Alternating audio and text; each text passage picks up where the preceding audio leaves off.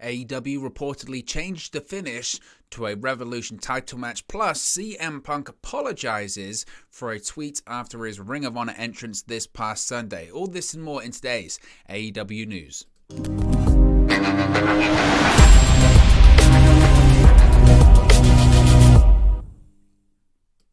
Hey guys, welcome back to Wrestling News 365. Hope everyone is doing very well. As always, there are plenty of news stories to get into in the world of AEW. Of course, it's Wednesday. You know what that means.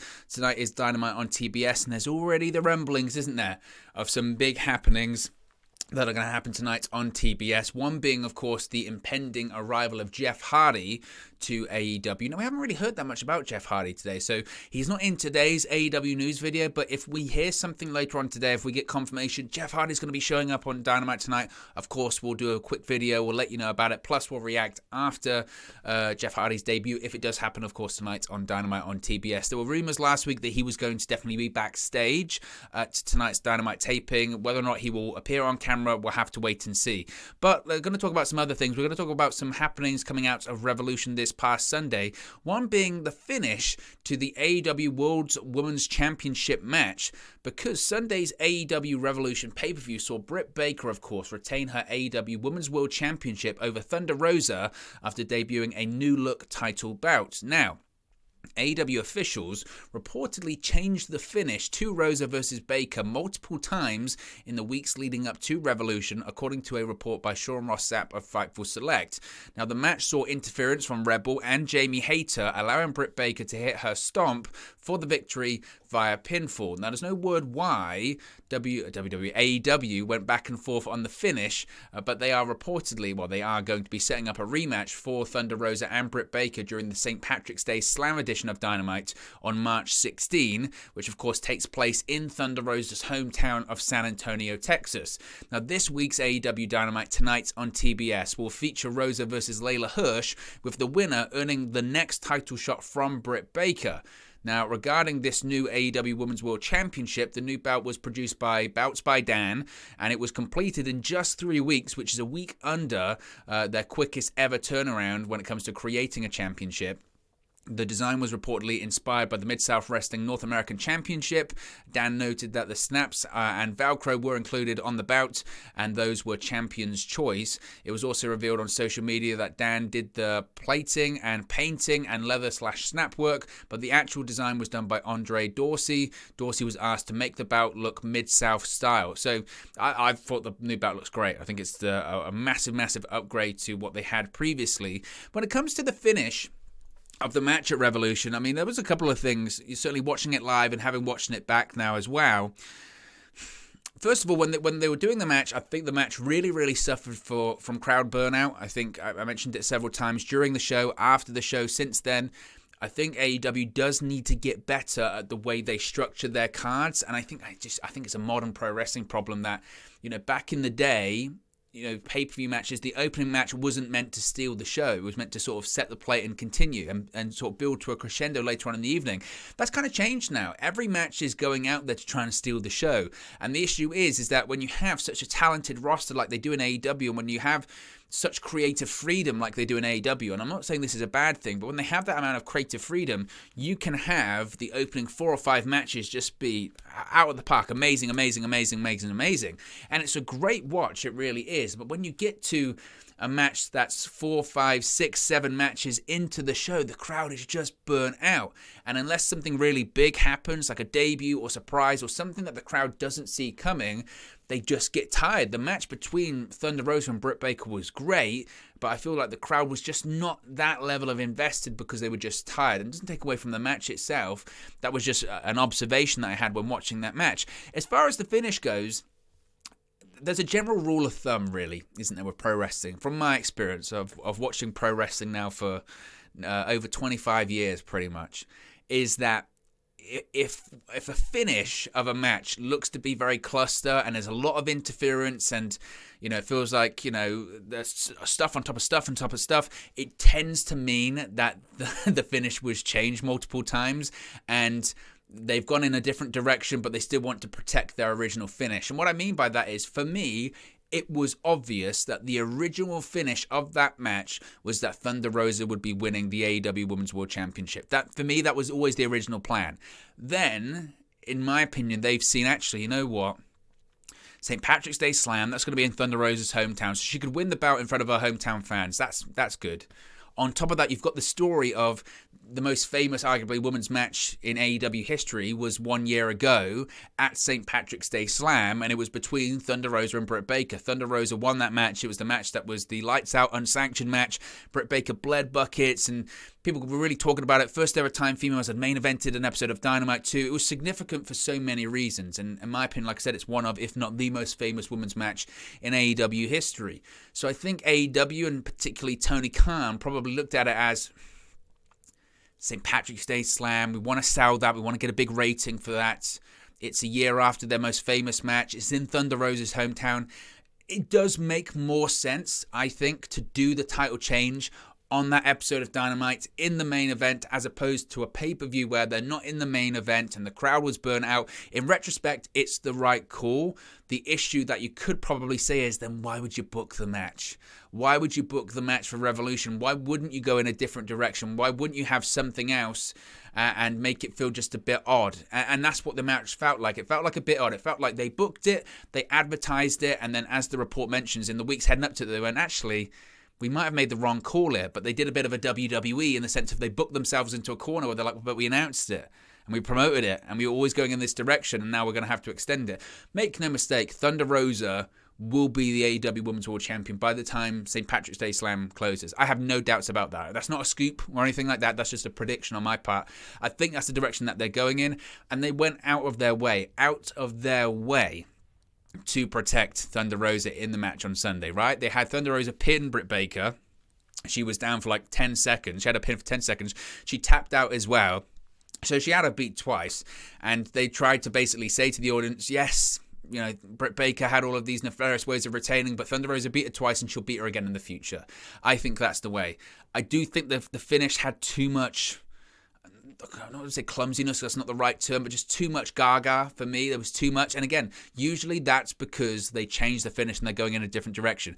We saw it all the time with Triple H in his World Heavyweight Championship reigns from 2002 to sort of 2005, particularly sort of 2002, 2003. We saw those kind of finishes so many times. This person comes out, interferes. This person comes out, interferes. Because originally the plan was for him to drop the bout and then eventually he'd go, no, maybe we do this and we do this and we do that. That's the situation there. But like I said, I have no doubt that Thunder Rosa will win the Women's World Championship. I think it will be at St. Patrick's Day Slam, and ultimately I do think it's the right call. I think it makes way more sense. I think it can be a bigger moment. I would prefer it to be in the main event, even if it's not a pay-per-view. If it's a TV special, that's a big deal. Hometown, big rating. I think that's the right call. I think the only mistake here is booking this match for Revolution. They should have probably gone in a different direction, give Britt Baker a different opponent, and maybe go that way. But I think it was just a case of they backed themselves into a corner. I do want to talk about this because it's been a social media thing, and it's just one of those things where I look at this and I just go, I'm so glad that I'm able to sort of dip my toe in and out of pro wrestling social media, and I'm not really as active on there as I should be, but when I see stuff like this, I just think, thank God. Thank God I'm not. So CM Punk, if you're not familiar, CM Punk called back to his days of Ring of Honor for his entrance at AEW Revolution on Sunday. Now, fans watching Revolution did hear CM Punk's longtime entrance theme, Cult of Personality by Living Colour.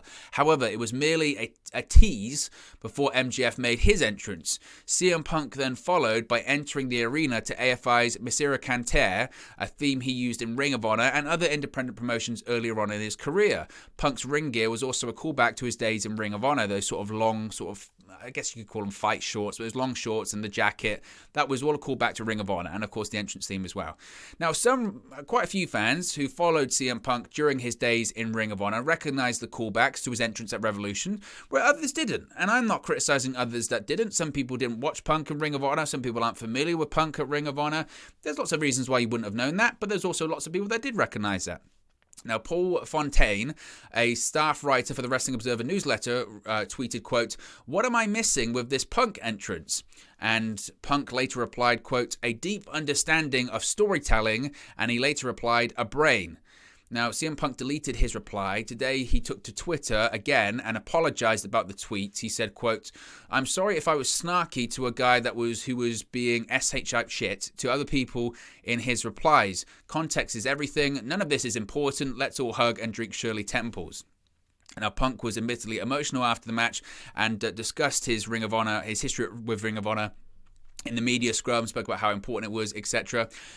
This, to me, I cannot wrap my head around.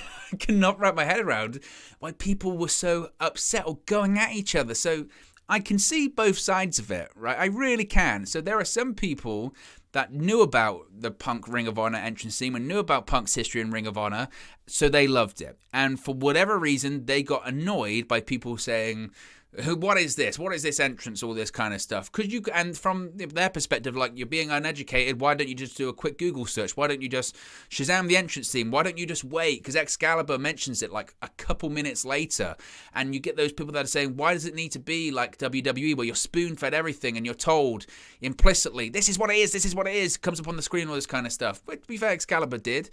And then you're getting these other people that are going, why are you having a go at me? Because I haven't seen it. It's not possible. Well, it's just I wasn't alive when this happened. Blah, blah, blah. It's just ridiculous.